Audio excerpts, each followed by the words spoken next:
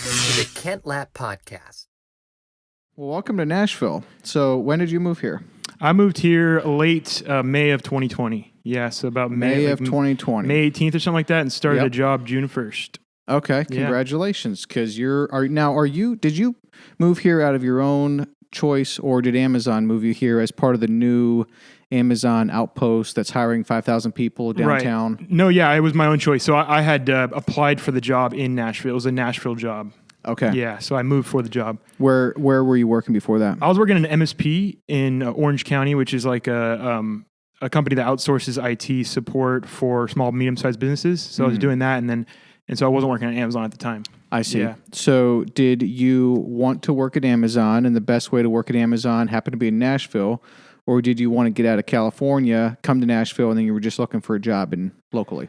Get out of California. Yeah. So I was looking at a job, and Amazon's probably one of the big guys that is super down with hiring people out of state. Like if they have out of state applicants, they don't even look twice at it. Really?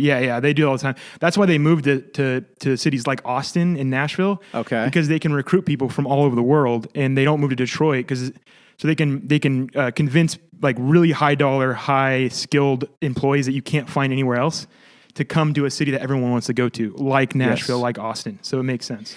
Exactly. Yeah. So that's a very interesting point. So Amazon's not going to put a new office building in, say, Detroit, Michigan, and plan to hire 5,000 people there with hopes of them just, wanting to work at Amazon so bad they're willing to live in Detroit. Yeah.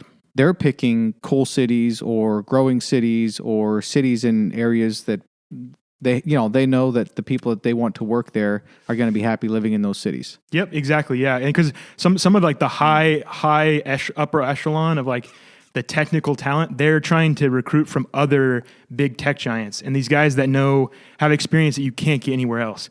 So these guys, they're trying to recruit and get them to move, and that's really hard. So they're working on these people for like multiple years. They can get them to come to Nashville easier if they're coming from Seattle or whatever. Okay. Or California. Just sort of like metaphorically whining and dining these people, like checking in every so often, like you still enjoying where you're working, keep us in mind, like that type of thing. Exactly. What does that look like to kind of work on someone over a period of few years? Yeah, I wonder. I remember I was watching a video. It was like it wasn't super famous, but it was talking about like recruiting at Amazon. They have all in-house recruiting. Okay. And so he was talking about that, like this talent that you can't find. It's not something you can go to school for.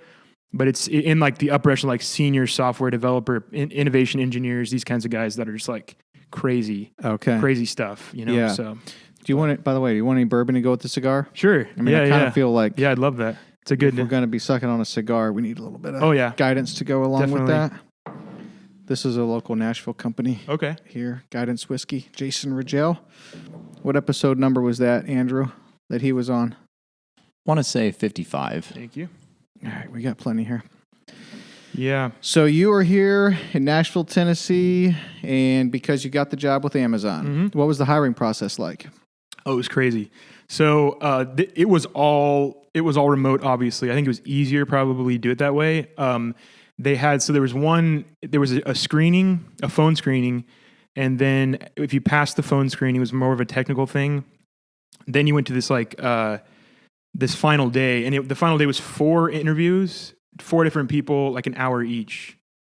Okay. So, and those, I think before the COVID, I would have had to fly to Nashville to do it. Okay, for those 4 1 hour each final interviews. Yep. But because of COVID, even that was virtual? Yep. I did it all in my room. And Okay. But it was crazy because you're talking to, there's like escalation points. So like one of the interviewers is like this really high up guy, that's talking to you. So it's really interesting. And then they have these leadership principles that are kind of like the 10 Commandments. That's super important. Everything's based on it.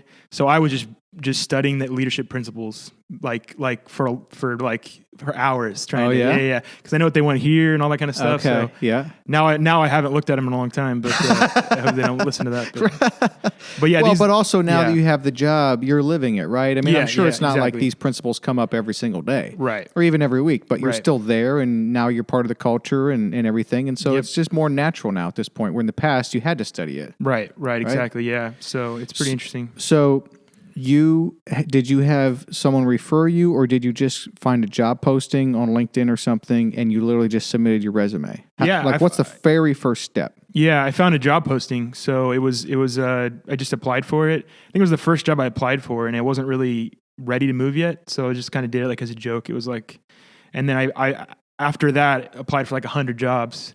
And then the first one that I applied for, probably the best one I applied for, they contacted me. So you applied for 100 jobs at Amazon? No, other jobs in Nashville. Like, oh, wow. Like going recruiters. Once I got ready, like I'm gonna want to move. I'm gonna. Okay. Yeah, I was looking for other things. So that was the first job I applied for. Is Amazon. Yeah. Wow. Yeah. So you applied for 100 give or take jobs in your particular area of expertise, and Amazon was either your best choice or the only one you could get, or however that worked out. But you were happy with the Amazon job. Yeah, I mean that yeah, definitely. I mean, now that seeing like all the benefits that you got and everything is really awesome. Yep. So one of the interesting was I know, so there's a sign-on bonus, but if I were to put my California address for tax information, which I could have done because it was all remote, I think it would have been 60% taxed for sign-on bonus. And so what I did was I put my Airbnb address in Tennessee, Nashville, Tennessee, and it was 20%. Isn't that crazy? Wow. So that's how different it was. Yeah. The withholding on the employer's side of just the sign-on bonus. Yeah. In California, it was going to be 60%. They would withhold for that. Yeah, yeah. And in Tennessee, it was 20%. 20%, yeah. Yeah, and that's like, I know Dang, bonuses are always taxed crazy. more. Crazy. Right? Right. So, and I knew that was true, but yeah. Well, they're taxed more, I think, because they always annualize your income, right? So if you're going to get a bonus, let's call it $5,000 or $1,000, whatever it was, they're going to take that bonus that you're getting and annualize that out and project that as if that's going to be your annual income, and they have to tax it at that rate. Right. I think that's why the bonuses are taxed higher. Correct me if I'm wrong. I think it's going to be like that for the second year bonus because I'm getting it monthly, but this was a one sum, so it was taxed individual. Okay. Yeah. But in any case, it was a 60% comparison to Tennessee's 20% comparison. Yeah. That's fascinating. And I could have put that address because I was working remotely. I could have totally put that address. So it's really that is interesting. Crazy, right? So what? By the way, can you tell us a little bit about then what is your work? It's probably going to be over my head, but let's just take. It's not super technical. So it's I'm an IT support engineer. So I'm working on the ops tech first responders team. So it's pretty much like a tech support thing, but I'm working with in-house Amazon employees. And then I'm also on the team that supports Amazon lockers, which are all those automated lockers that are in like apartment buildings, like in metro areas that people can deliver packages to. Also, the ones you see outside of, I've seen them outside of Whole Foods, maybe. Yeah. Yep. Walmart's, no, probably no way. Not no Walmart's way like Walmart, it'll be like 7-Elevens and stuff like that. They're out there, and then most of them are apartment lockers. So they're managed by the property managers there. Yeah. Interesting.